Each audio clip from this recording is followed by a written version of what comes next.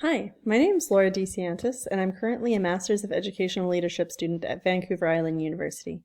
Today I'm going to be looking at the assessment tools that I've created for my master's project work and how to make copies of them.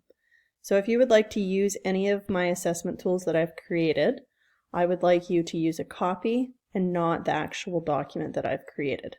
I will show you how to do that for Google Forms, Google Sheets, Google Docs, as well as the Padlet app. First, we're going to be looking at Google Forms. So if you'd like to use this in your own classroom or modify it, please go over to the top right corner, click on the three-dot icon, and you will see Make a Copy.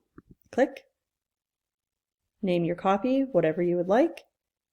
Click OK. Now, if you'd like to make a copy of a Google Sheet, you're going to go to the top left corner, click File, and you're going to scroll down and click Make a Copy. Label that copy whatever you will. Click OK.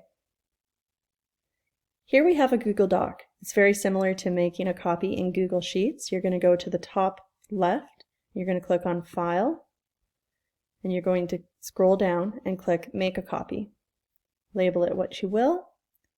Click OK. Next, we have the Padlet app. If you'd like to make a copy of a Padlet that I've created, you're going to go over to the top right and you're going to click Remake. You can create your own title, and you're going to make sure you're going to click Copy Design. Now, I wouldn't copy posts because as this goes along, I might use this in my classroom and my students might populate these columns. So just click Copy Design and then you click Submit.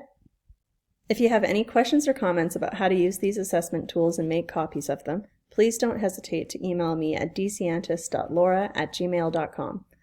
Thank you for watching this brief tutorial on how to make a copy of these assessment tools. Thank you.